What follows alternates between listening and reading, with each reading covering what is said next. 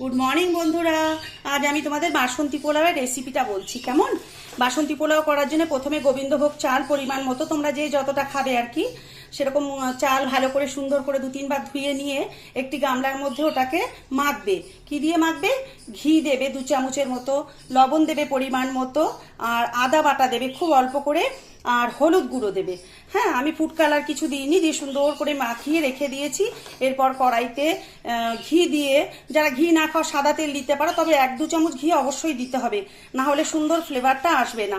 এরপর গোটা গরম মশলা আর কি, এলাচ, দারচিনি, লবঙ্গ, তেজপাতা, এগুলো সব দিয়ে সুন্দর, জায়ফল, জয়ত্রীও দিতে পারো, দিয়ে কাজু কিশমিশটা ওই ঘিয়ের মধ্যে একটু ভেজে নিলে, এবার ওই চালটা দিয়ে সুন্দর করে নাড়াচাড়া করে বেশ একটু খানিকক্ষণ ভেজে নিলে, এরপরে গরম জলের মধ্যে দিয়ে দেবে পরিমাণ মতো, যতটা চাল তার ডবল জল দিয়ে দেবে, ঢাকা দিয়ে রেখে দেবে। নামাবার আগে একটু মিষ্টি দিয়ে, মানে চিনি দিয়ে, তারপর আবার ঢাকা দিয়ে ওটাকে রেখে দেবে খানিকক্ষণ, তারপরে নামিয়ে দেবে ওটা। ওকে বন্ধুরা, এইভাবেই বাসন্তী পোলাও খুব সুন্দর হয়।